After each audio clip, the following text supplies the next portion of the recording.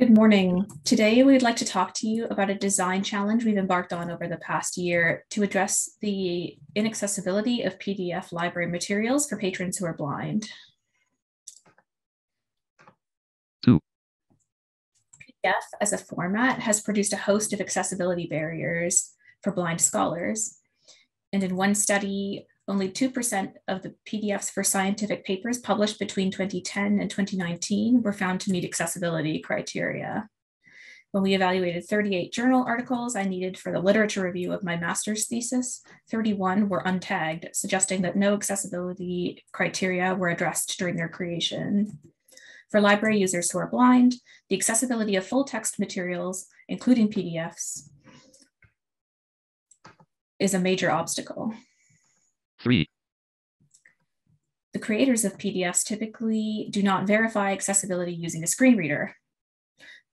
The first people who experience the PDF with a screen reader are therefore often end users.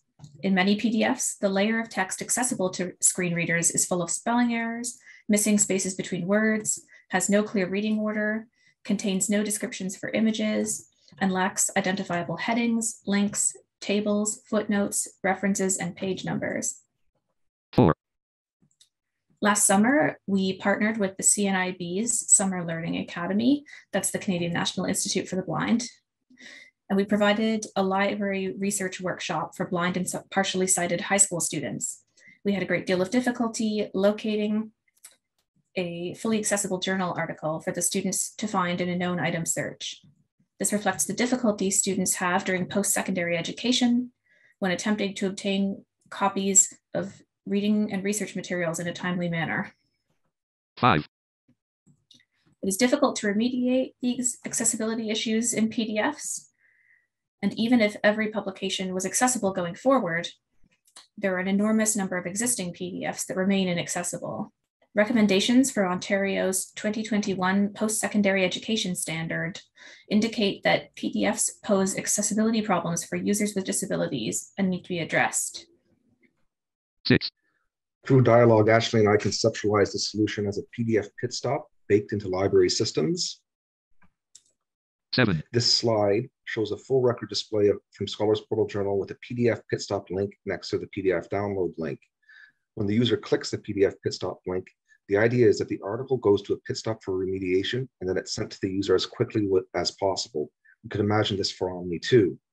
During this phase, we formed a design team. Matt Thomas, electronic resource librarian, but also temporary head of collections development and acquisitions at Laurier at the time. Bart Kawula, web and discovery services librarian at Scholars Portal, and Aneta Kwak from the DGIB library at New College, and an expert in PDF remediation workflows. 8.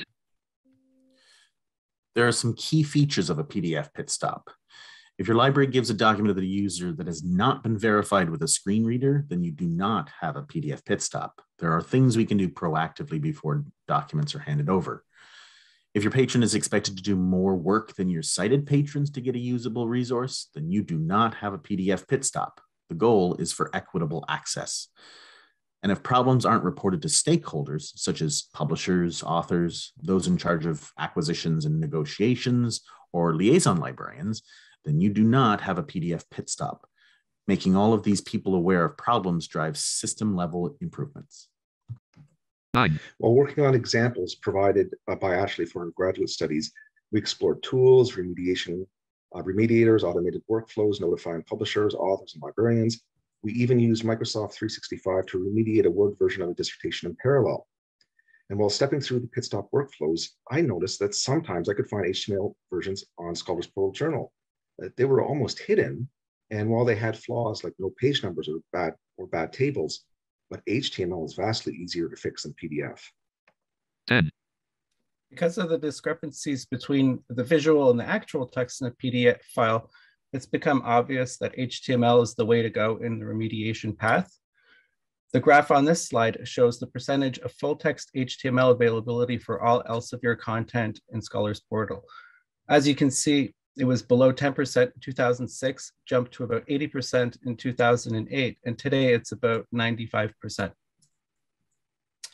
In response, we elevated the status of HTML so that it now loads on the page by default, like the image on the left shows, And attention has been paid to integrating it into the page so that all of the headings in the article are structured correctly.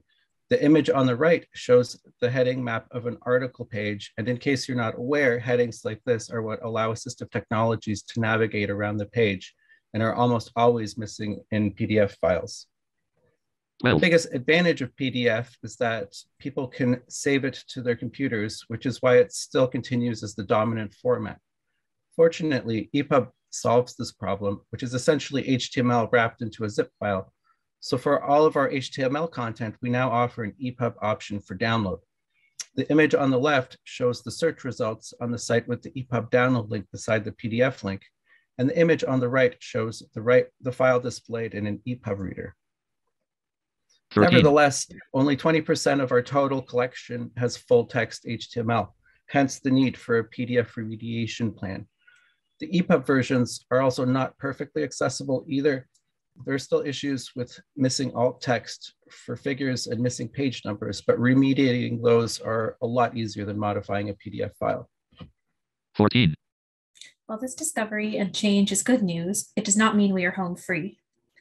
We have millions of inaccessible articles. Just because something is available in HTML, it does not mean it was designed to be accessible. University libraries do not give sighted readers damaged journal articles, and we should not give blind readers damaged journal articles and expect them to seek repairs.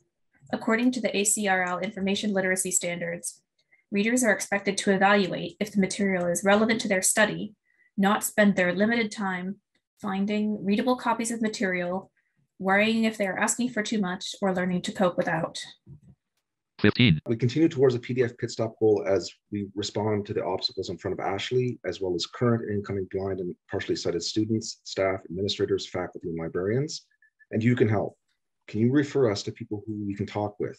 We are looking for experts in automated tools such as SharePoint's Power Automate, experts in collaborative editing tools for HTML, and 16. speak out and speak up.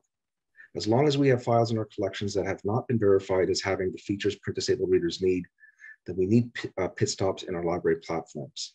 Library employees of Ontario universities can choose to make history, speak out, and say, we want OCUL to support PDF pit stops. Thank you.